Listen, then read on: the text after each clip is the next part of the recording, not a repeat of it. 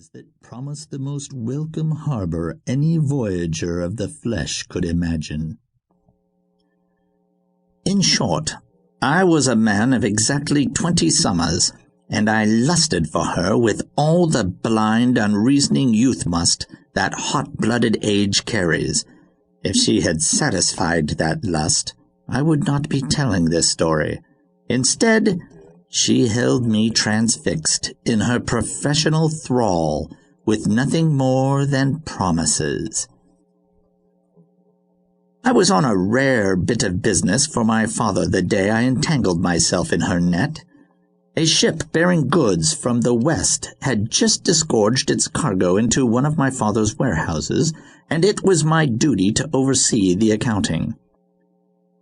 This did not mean I was to interfere with my father's excellent slave clerks. I was there as a presence of authority, as my father put it. This meant keeping the bribes allocated to the port officer, city tax collector, and evocator's tithing man to a sensible level. I had a purse of gold and silver coins to slip into greedy fingers, and had been warned that if I paid out all of it, profits from this voyage would be slim. The voyage had been long, and with much incident, including a storm that had caught and battered our ship just off the mouth of the river that nourishes our city. It was tricky business, and I was amazed at the time that he'd entrusted it to me. But my father was trying to encourage me during a time of youthful confusion. He saw merit in me that I did not see in myself. The port officer was green, but overly cautious to make up for this failing. As we went from crate to bundle to barrel to jar and toted up the value, I saw a look of craft mar his youthful eyes as he envisioned a bribe equal to a year's wages.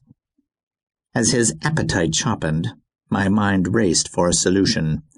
My gaze fell on a broken bundle of fabric.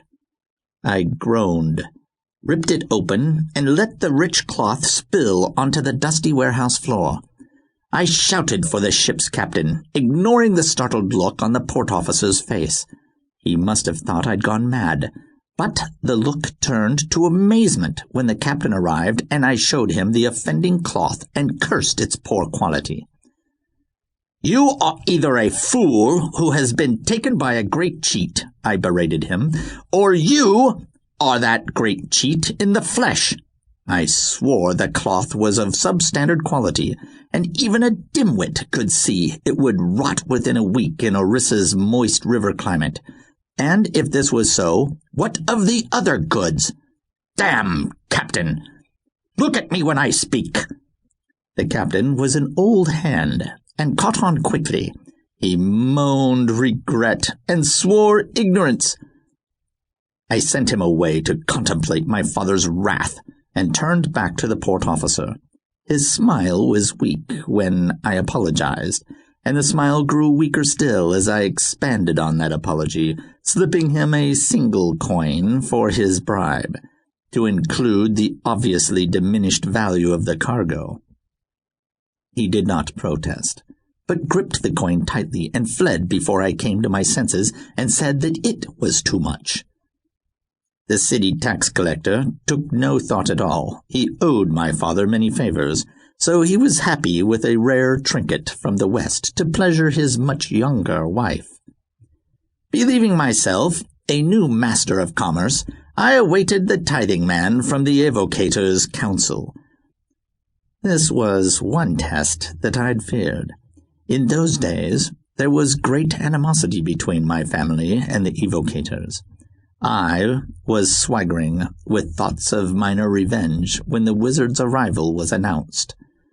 But the sorcerer who showed himself quickly pricked that thinly stretched silk.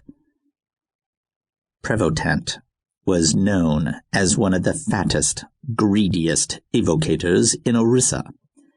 He was notorious for both his poor skills as a wizard and his frightening talent for skinning a merchant of his purse.